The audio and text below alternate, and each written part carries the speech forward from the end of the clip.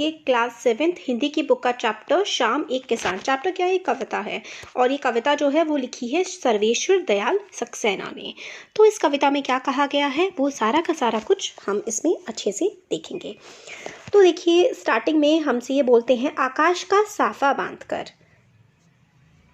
सूरज की चिलम खींचता बैठा है पहाड़, घुटनों पर पड़ी है नदी चादर सी, पास ही दहक रही है पलाश के जंगल की अंगीठी, अंधकार दूर पूर्व में सिमटा बैठा है भेड़ों के गल्ले सा। तो इसका मतलब क्या है? तो सबसे पहले हम लोग ना वो देख लेते हैं कि शब्दों के क्या क्या अर्थ हैं। तो साफा, पहला शब्द इसमें इस्तेमाल किया गया है साफा। अब साफा जो ये शब्द है इसका मतलब होता है पगड़ी। ये देखिए, किसान ने क्या बांध रखी है? पगड़ी। ठीक है, तो जो साफा शब्द है ना, इस शब्द का अर्थ हमारा आता है पगड़ी। फिर ये देखिए चिलम, चिलम का मतलब होता है जिसमें तंबाकू रखकर आग भरी जाती है ना, चिलम फूकते रहते हैं। चिलम आपने देखा होगा कि तंबाकू सा ऐसे करके बना सा होता है, उसको फूकते रहते हैं ऐसे करके, तो वो चिलम होता है। और फिर उसके बाद आता है बैठा है पहाड़, तो मतलब एक इंसान बैठा है, इस तरीके की बात। फिर आता है दहक, दहक का मतलब होता है जलना। पलाश, पलाश होता है लाल रंग का एक फूल। यहाँ पर जो पलाश शब्द है लाल रंग का फूल होता है। अंगीठी होता है जिसमें आग लगाई जाती है। पूर्व यानी कि पूरब, ईस्ट की डायरेक्शन। सिमटा मतलब एक तरह से इकट्ठा हुआ। गल्ले सा, गल्ला मतलब समूह, झुंड। तो ये हम लोगों ने अर्थ देख लिया। अब ये जो है यहाँ से यहाँ, ये जो है मतलब इसका अर्थ क्या है, इस चीज़ का अब हम लोग मीनिंग समझेंगे। तो वैसे हम लोगों को इसमें पोएम के लास्ट में बता रखा है, पहले हम इसका मीनिंग देख लेते हैं। तो इसमें बताया गया है, कवि ने जाड़े के शाम की प्रकृति दृश्य का चित्र किया है। मतलब शाम का एक तरीके से समय है जिसे उसे देखकर ऐसा लगता है जैसे मानो शाम एक किसान हो। शाम मतलब शाम का समय होता है ना, इवनिंग टाइम। तो इस तरीके से कवि ने मतलब जो इवनिंग का टाइम होता है, जो शाम का टाइम होता है ना, उसको एक किसान से कंपेयर किया है। तो यहाँ पर ना पोएम में कंपैरिजन किया गया है शाम को, यानी कि इवनिंग के टाइम को एक किसान से। इस कविता में पहाड़ किसी किसान की तरह बैठा हुआ दिखाया गया है।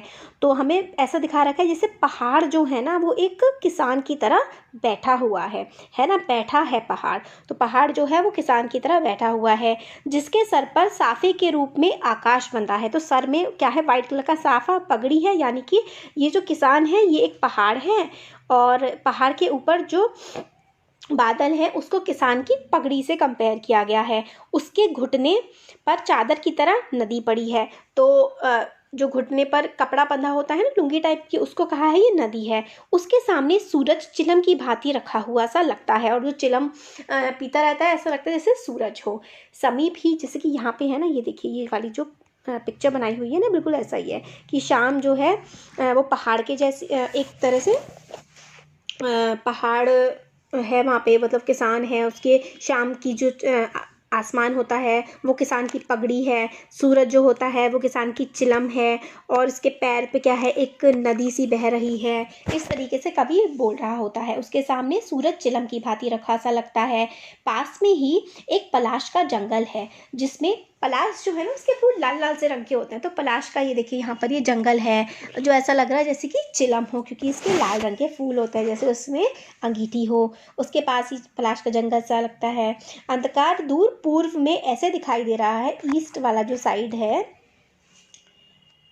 ठीक है, तो वहाँ पर अंधकार ऐसा लग रहा है मतलब जैसे कि मानो भेड़ों का समूह हो। अंधेरा ऐसा लग रहा है जैसे कि बहुत सारी भीड़ इकट्ठी होकर के वहाँ पर आ गई हो। अचानक मोर के बोलने की जो है आवाज़ सी आ जाती है। तो ऐसा लगता है मोर के बोल मतलब एकदम से आवाज़ आ जाती है, तो ऐसा लगता है कि किसी ने किसान को आवाज़ दी है। उसी के साथ ऐसा लगता है जैसे चिलम औंधी गिर पड़ी है, क्योंकि सूरज डूब गया है और धुआं उठने लगा जैसे कि अंधकार हो गया है। तो इसमें देखिए ऐसा ही बोला गया है कि अंधकार दूर पूर्व में सिमटा बैठा भेड़ों के गल्ले सा। अचानक मोर बोला, अचानक से मोर की आवाज़ आती है, जैसे किसी ने आवाज़ दी, सुनते हो, चिलम औंधी धुआं उठा, सूरज डूबा, अंधेरा हो गया। तो पूरी की पूरी जो प्रकृति है ना उसको एक तरह से किसान से कंपेयर करके बताया गया है। तो जैसे कि इसमें है, कवि ने किसान के रूप में जाड़े की शाम के प्राकृतिक दर्शन का चित्रण किया है। तो शाम जाड़े का मतलब सर्दियों के मौसम में जैसे शाम लगती है ना, शाम का जो मौसम होता है उसको किसान से कंपेयर करके बोला है। इस प्राकृतिक दृश्य में पहाड़ जो हैं वो बैठे हुए किसान की तरह दिखाई दे रहे हैं। आकाश उसके सर पर बंधे साफे के समान है। पहाड़ के नीचे बहती हुई नदी घुटनों पर रखी चादर जैसी है। पलाश के पेड़ों पर खिले लाल लाल फूल जलती अंगीठी के समान। पूर्व आसमान पर घना जो अंधेरा सा है वो भेड़ों की झुंड के जैसा है, जो कि पश्चिम दिशा में डूबा हुआ है। और जो लाल लाल सा रंग होता है ना आसमान का, उसको पलाश के पेड़ों जैसा दिखाया गया है।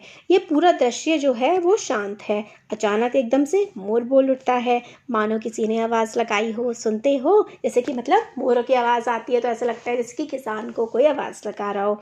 उसके बाद यह दृश्य घटना में बदल जाता है। चिलम उलट जाती है, आग बुझ जाती है, धुआं उठने लगता है, सूरज डूब जाता है, शाम ढल जाता है और अंधेरा हो जाता है।